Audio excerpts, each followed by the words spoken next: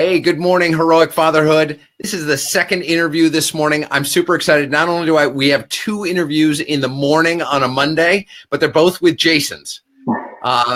Again, this is, I want to introduce to screen left here is my friend Jason Reynolds from A Touch of Awesome. And he's going to come join us as part of this ongoing series, Dad's Making a Difference. In the run-up to the Dad 2.0 conference, we really wanted to shine a spotlight on dads who are sharing their journey, sharing their stories, their struggles and their triumphs. It is really on the front edge of men and parenthood about the way men are sharing themselves. And Jason is going to share with us his story today. Jason, thanks so much for being here today. Hey, thanks for having me. It's great. It's great. Hey, so tell me, what lovely city are you calling us from? Are you checking in from? So I am just south of Seattle. I don't want to get too specific about it because I've got a lot of followers out there, and but we're here in the beautiful Pacific Northwest, and just enjoying life. You know, got to do a little bit of went up to the mountains and did some inner tubing with the kids. You know, we got snow around here. If you're close enough to be able to go and do that kind of thing, and beautiful summers, and we just love it. So. Yeah, absolutely. Absolutely. Second interview in a week where I'm in the same state as the people I'm interviewing. It is that winter time where we get rain and cold down by sea level, and then we get lots of great snow up in the mountains. Yeah, just beautiful. Just love it. Hey, if I'm hearing correctly, it sounds like they're just possibly maybe children in the room with you. Why don't you tell us who's in the room with you and tell us a little bit about your family? Okay, so Johnny is in the room with me. He's got his headphones on. He's playing video games. He's supposed to be at school today, but he's home sick with me. My Johnny is 9, and he's fantastic. Just a great kid. My 4-year-old Jonah is at preschool right now, and he had kind of a rough night with me last night. Actually, it was more because he went down for a nap about 5:30 in the evening, and you know, any parent can sympathize with that. Those late naps. It wasn't like, we put him down for a nap. He was sitting at the dining table, and he was just nodding off, and down he went, and he didn't get up until about 11 o'clock last night. So I was thinking it would be just an awful evening, but I was actually able to get him back to sleep eventually, probably around 2:30 in the morning, and he got up bright and early, about 6:30, ready to go, and all right, off to school we go, and Johnny wasn't feeling very good, so he's here with me and playing his video games. So. Yeah.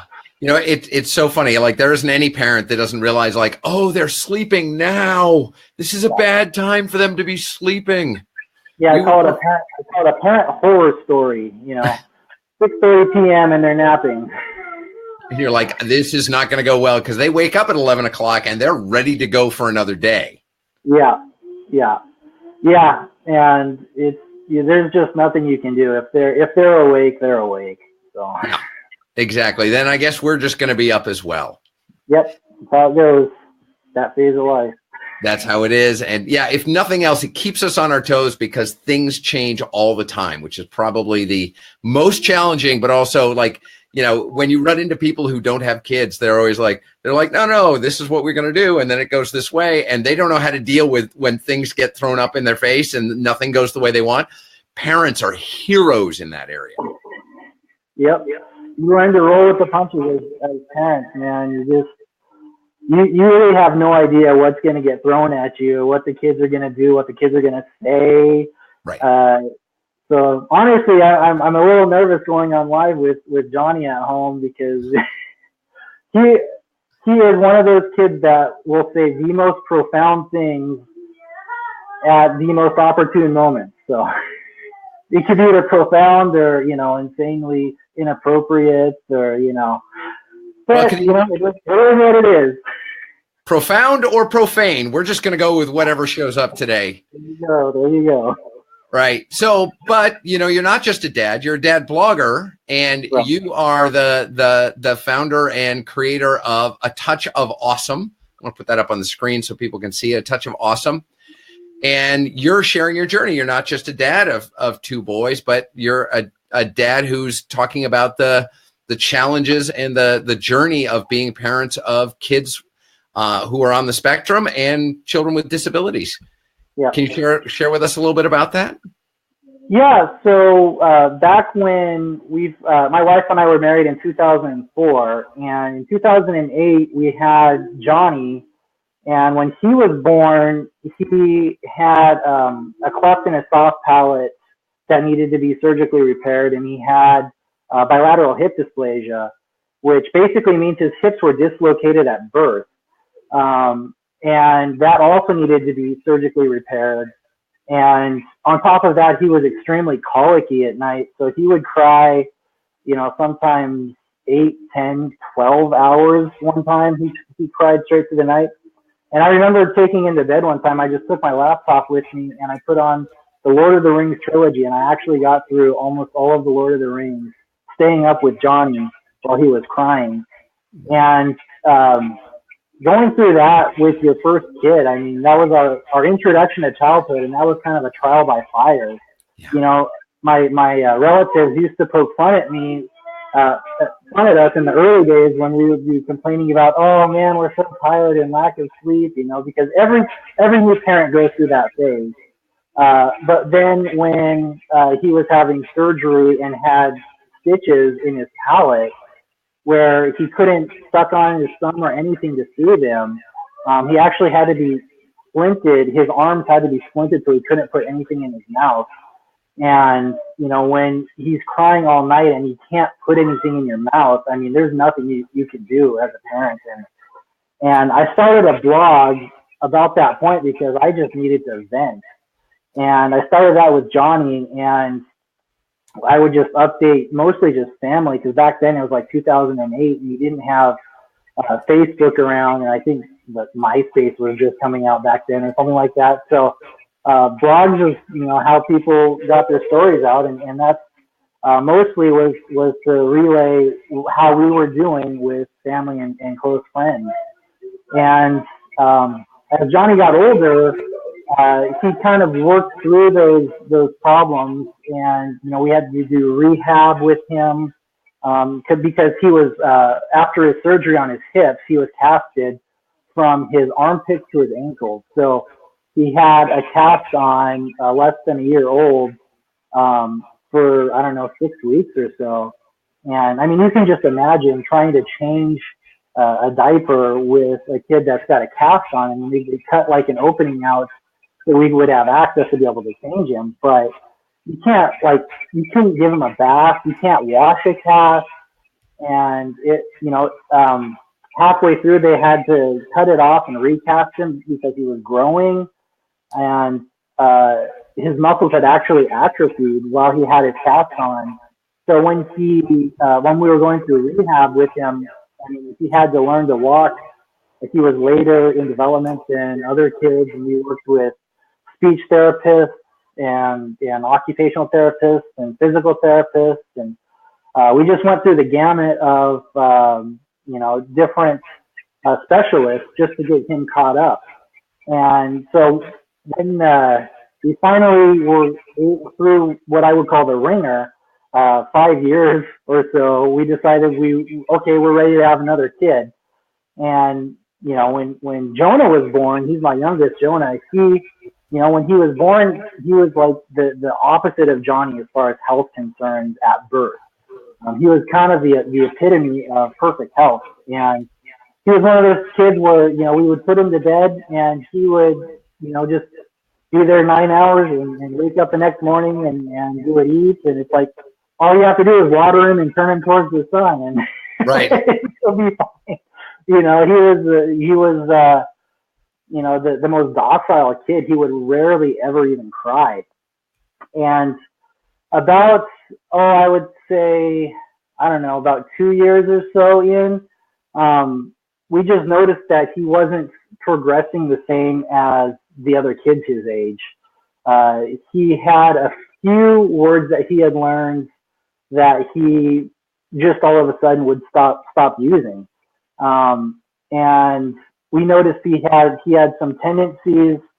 Like one thing that he would do was he would run back and forth in the same pattern over and over again. And he would do it for like hours. I mean, the kid had a ton of energy, and we didn't really think anything of it. But then another thing he used to do was line toys up. So he would get a lot of the same toys, and he would be very particular about lining them up in a very certain way, and would get really upset if the toys were moved at all. And I didn't really think anything of that either, because that's just kind of how he was. But as he started, getting older, we put him into the same sort of program that Johnny was in, where they had, the speech therapist, because he, wasn't really speaking, and they had a behavioral specialist and an occupational therapist. And for us, it was kind of just the same thing that we had with Johnny. So I didn't really think anything of it. I was like, all right, he'll get through it, and we'll just do like we did with Johnny. And a few years from now, it'll be great. Well, the behavioral specialist brought up to us the possibility that Jonah might be autistic. And for me, I completely laughed it off. I ignored what she had to say about it, because for me, autism was what I had seen on TV and on movies, where you've got these actors that are portraying these stereotypical autistic people. And that's not what I saw Jonah doing. And so it took me a while to even be able to consider the possibility that Jonah might be autistic. And the specialist told us that we should get on waiting lists to have him diagnosed or evaluated, at least, so we would know one way or another, because those lists can be up to a year long just to get evaluated. Wow. And yeah. And in the interim, we could decide whether we wanted to pursue that or not. But, just at least taking a proactive step, and, it wouldn't really hurt anything. If we wanted to cancel, we could. Mm-hmm. So I agreed to that, and that was fine.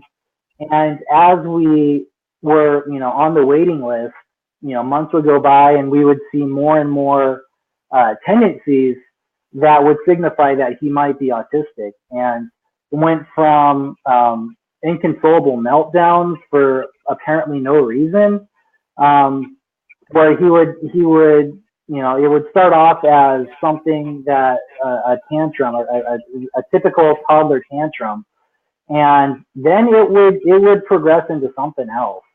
And I had never seen a meltdown before, and it was, throwing things, hitting, slapping, and there was really nothing you could do to console him. If he wanted something, you would give it to him, and then he would throw it, and he would still be screaming.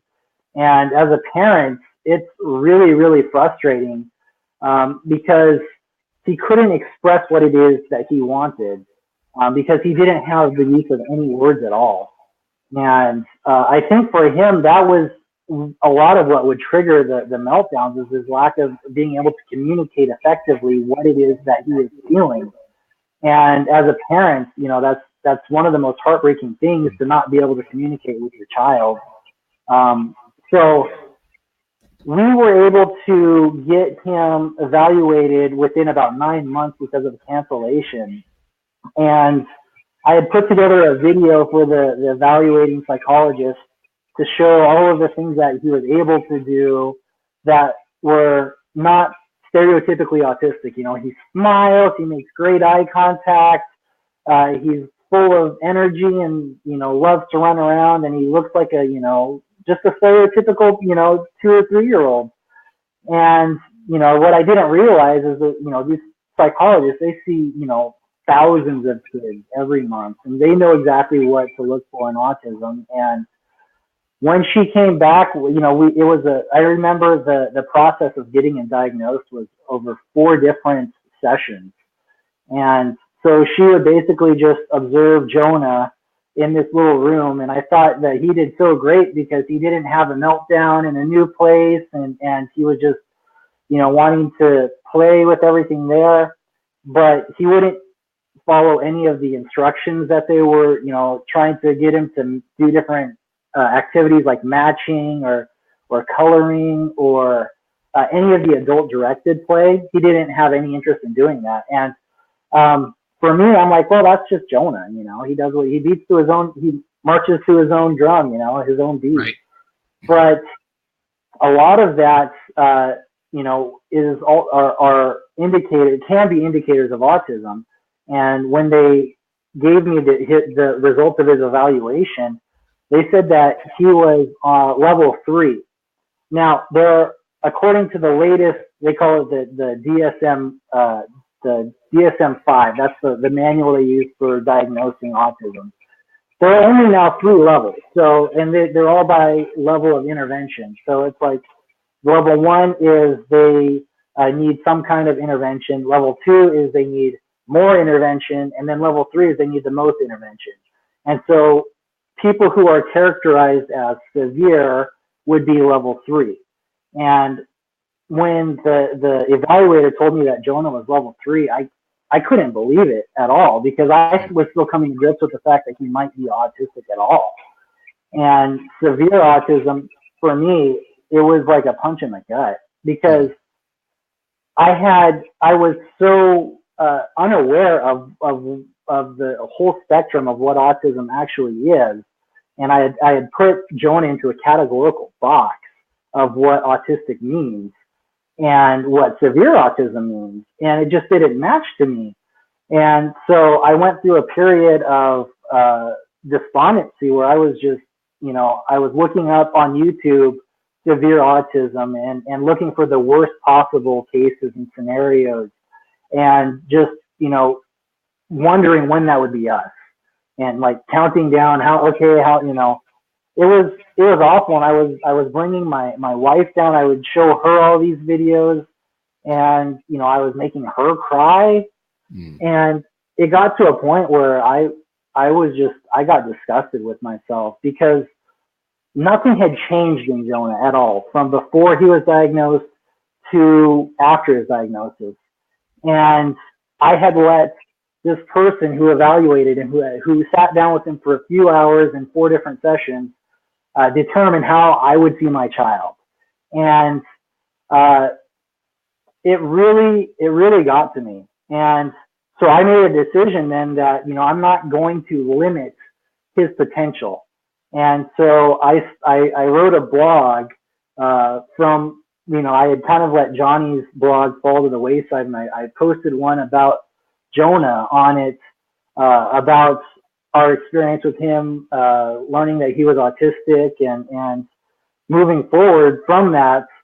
And I realized, there are a lot of people who are in the same boat that I'm in, and, are feeling the same things that I'm feeling. And with Johnny, I had used blogging as a way to, as an outlet for all of the things that I was feeling. And with A Touch of Awesome, I came up with that term from watching a TED Talk by a gal named Temple Grandin. And Temple Grandin is an autistic advocate. There's actually a movie starring Claire Danes called Temple Grandin.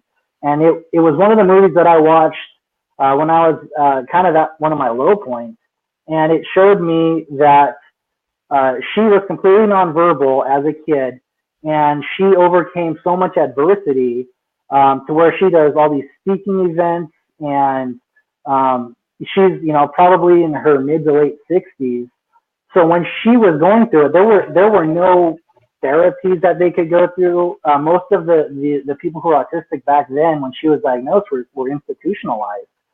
And the fact that she was able to overcome all of these obstacles and do what she's doing now gave me a lot of hope. And one of the terms that she used, she said, there's a lot of these just smart, geeky kids running around Silicon Valley and stuff, and they've just got a touch of autism, is what she called it. And for me, that that term, a touch of autism, it kind of spoke to me. I know in the community, it's like, okay, you're either autistic or you're not autistic. And I understand that. But for me, I look at autism as Jonah. And for me, Jonah is awesome. So I kind of combined autism and awesome for a touch of awesome. And that's how I named my page. And so what I do with it now is I blog about our experiences and how we're moving forward.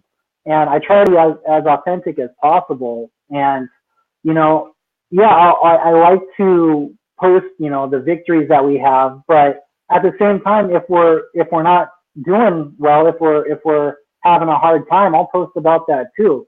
Just because, you know, I know there's other people that have been there before and are either looking for support or they've been through it and are on the other side, and I can draw support from them. So that's what a touch of awesome is, and it's been going for a little over a year now. And Jonah was diagnosed in November of 2016, so little over a year now. Been doing it. So what's the response been? It's been really great. You know, I reached out to a few of the other autism parent pages. And I've gotten a lot of good feedback from parents that don't know what to do. You know, now their child's been diagnosed. I was just handed a stack of papers and said, look up these websites. And that was it. I had no idea who to call for therapies. They gave me a big list of people, and some of them were outdated.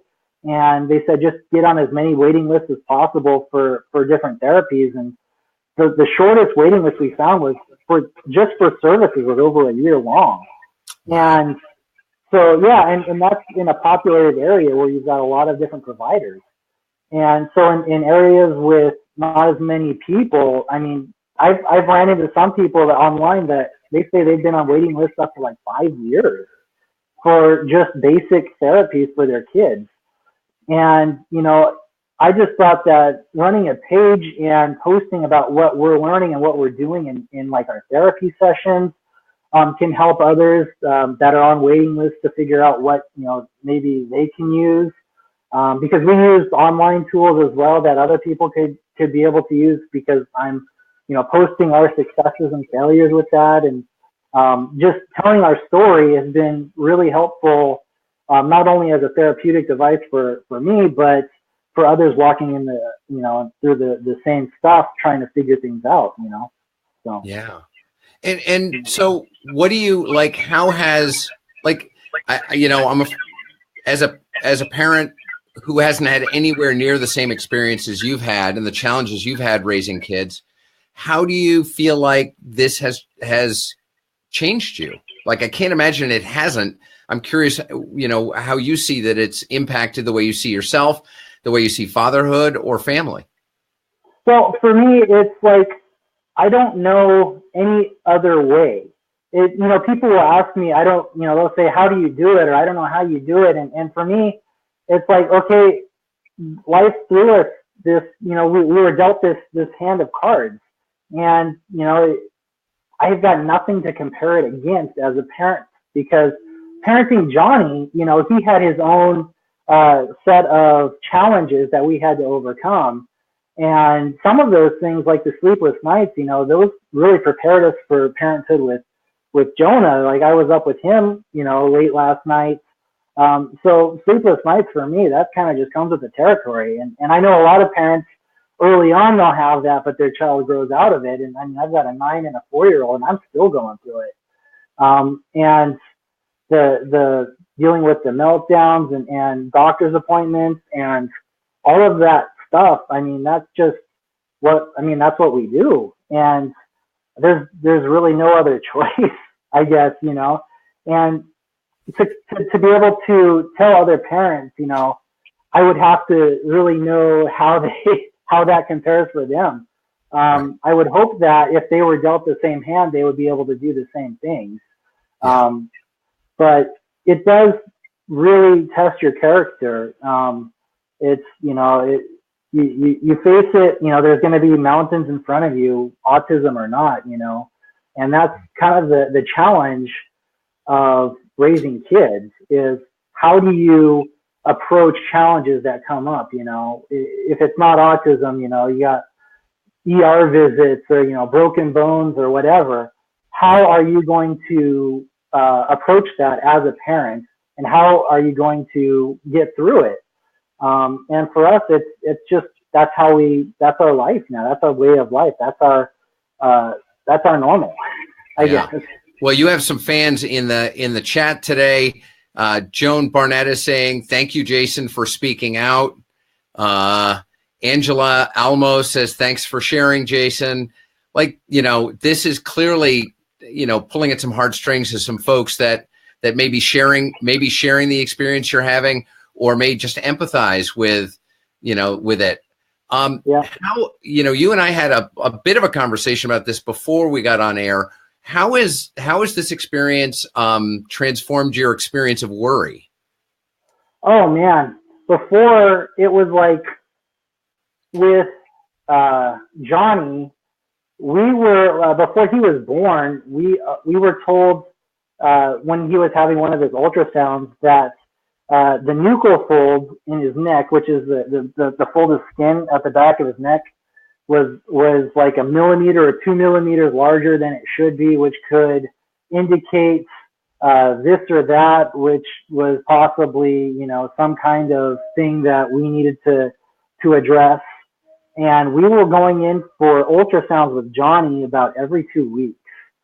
And all of the medical issues that Johnny had when he was born weren't present in any of the ultrasounds. And all of the things that they were looking for in the ultrasounds after he was born weren't present at all. So it's like, you know, they told us that this and this and this might happen.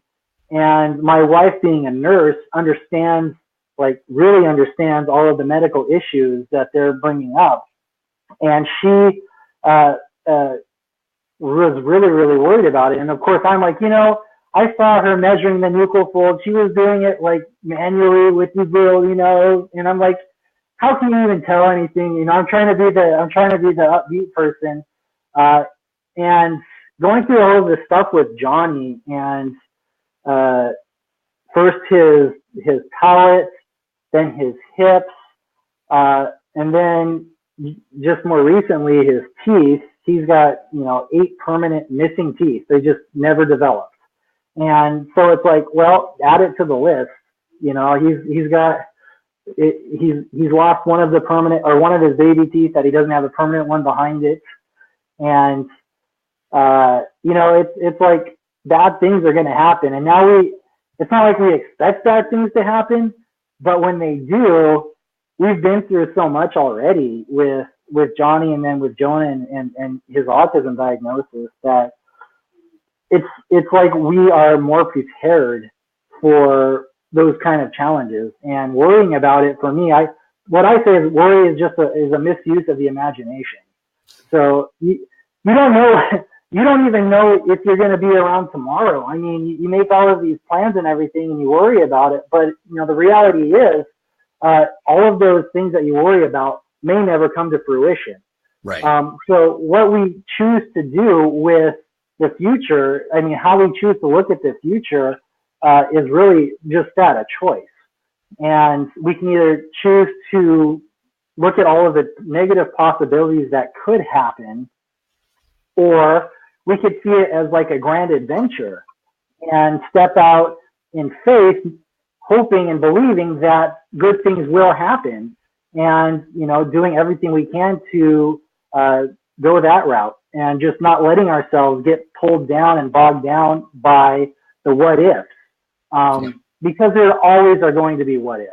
Yeah. You know? My favorite way of looking at this is, you know, when everything goes to plan and just the way you expect, it's just more of the same, and the mundane. It's when things completely start to go sideways is when it becomes an adventure. Yeah. You know, and being willing to just jump in wherever with whatever life throws you seems like, you know, like we're that one being on the planet that has the capacity to feel good if our mindset tells us that's the thing to do, and to feel bad if our mindset tells us to do that, without any change in external circumstances. Yeah. Yep. Yeah, it's really just a paradigm shift of looking at something and either seeing the possible negative outcomes, which I do have a tendency to do. I look for negative outcomes just because I want to know the possibilities. But then I have to make a conscious effort and a decision to choose to find the good in things. And even if like Jonah's having an awful meltdown and throwing things and things get broken and things get hurt, I'll look at it and I'll be like, you know what? This meltdown was an hour shorter than the last one. There's still good that's come from it. There's still progress that's been made. Nobody else got hurt this time, or nothing got broken this time, or he did so much better in public for so much longer, even though when we got home we had a huge meltdown. And yeah, the meltdowns happen. That's life. I mean, bad things are gonna happen, and that's sometimes it's not fair. But nobody ever said that life's gonna be fair. Matter of fact, life isn't gonna be fair, and that's one thing that I've had to really come to grips with, is that you can't compare one journey with another. And that's where a lot of the despondency and sadness came from, was the fact that I was comparing my journey in what I saw in parenthood and having to deal with these issues with other people who didn't have to deal with those issues. Right. And the comparison is what really brought me down. So I had to take my eyes off of their perspective and their whatever they had going on with parenthood, and think about our kids and what we had to do, and just understanding that parenting isn't going to be the same from one family to the next. No. And maybe they don't have to deal with autism and all that, but down the line, maybe they're going to have to deal with something completely different that is their own challenge. So. Yeah, and the comparison game is just a guaranteed lose, no matter how it goes. Hey, we've got lots of fans in the chat. We have Brandy Bisson says thank you guys. Jessica Ostrom asked a question. She said, "Do you feel ABA therapy is helping?" I'm afraid I don't know what that is. Is that something you can comment on? Sure. So ABA is applied behavior analysis. So in the U.S., it's probably the most popular form of therapy for autism, and it's fairly controversial within the autism community. And I did a whole blog series on ABA, and basically there's the one side that says that ABA can be really detrimental, or like dog training almost. It's a reward consequence, or they'll say it's a reward consequence based system, and I'm trying to be really careful here about how I'm describing it, because it is kind of a loaded topic. And I did a whole series on it, on both the pros of ABA and the cons of ABA, and I tried to get as many different perspectives as possible from both autistics and parents who have experience with it. And I'm doing a series on ABA and kind of recapping each week our progress or our struggles, if it's working, if I think it's worth it. And for us, I think it's been really, really beneficial. And we're on probably, I don't know, week 15 or 16. In the series, I posted up to, I think, week 6 or 7, because it takes me time to edit it. But Jonah's done some amazing things, and his therapist is really, really helpful. So I've made sure I'm aware of all of the harmful type of things that have been done in the past with ABA, and the history behind it, and I think it's really evolved in the last several years, to where his therapist will come over and play with Jonah and just want to be involved in what Jonah is doing, and try to use each different thing that Jonah's playing with as a learning opportunity. So, he'll be playing with like a toy or something, and his therapist will say, "Oh, can I have a turn?"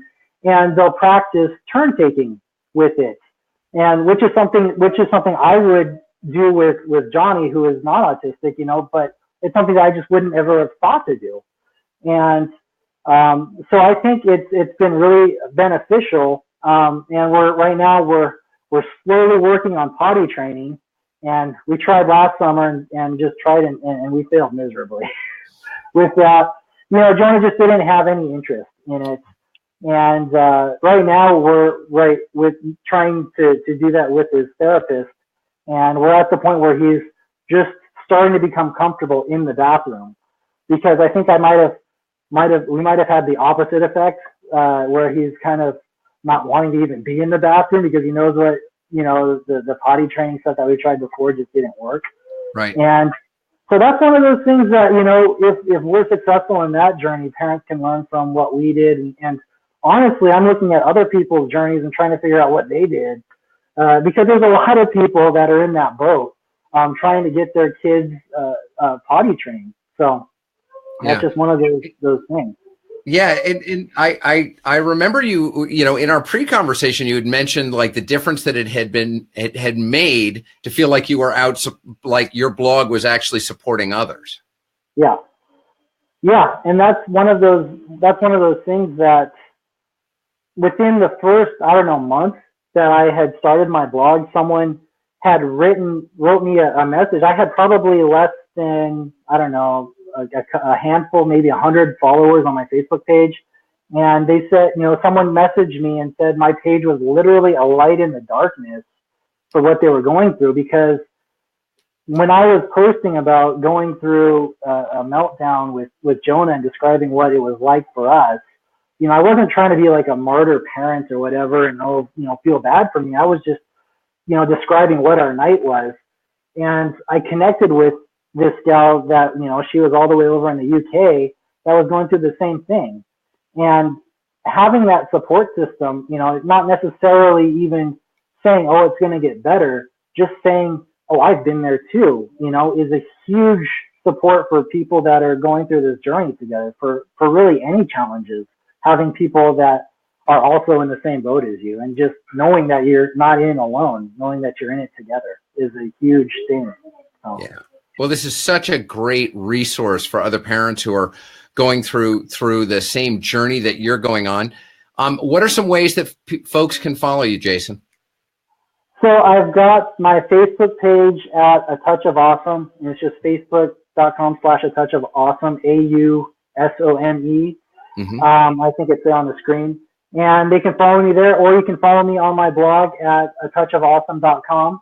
I post more regularly to my Facebook page, but some of the more, if I've got the time, I will post to my website and post to my blog. So I try to keep that updated as much as possible, but that's how you can contact me. So. Excellent. And if you're looking at the screen, clearly there are no spaces in between, but that's a way to break it up so people can see what it is, atouchofawesome.com. Yeah. And this has been really great, right? Like this, there's this place that we go. There's this place that we go, from my experience, when we're committed to making a difference or being in service of others. Mm-hmm. That gives us the opportunity to get outside the suffering of our own brain and our own experience. Definitely. And it's cathartic too, to be able to share your story and serve others in part of your journey. So Jason, thank you so much for being that for others and for being generous enough to take some time and share with us your story. Well, thank you so much for having me and for getting it out there. Honestly, this is my first Facebook Live video ever. I haven't done one before, so. Yes, then we've broken new ground today, Jason. So awesome. As a wrap up, again, this has been Jason Reynolds with A Touch of Awesome. Please go follow him, support him, share this video. Go check out his Facebook page. And this has been another in the series of Heroic Fatherhoods. Dads Making a Difference, shining a light on dad bloggers out there who are sharing their story to be in service of others and talking about their journey. Again, Jason Reynolds of A Touch of Awesome. Thank you so much for being with us today. Thank you, guys. Thanks for watching, guys. All right. Have a good one. All right. You too. Take care.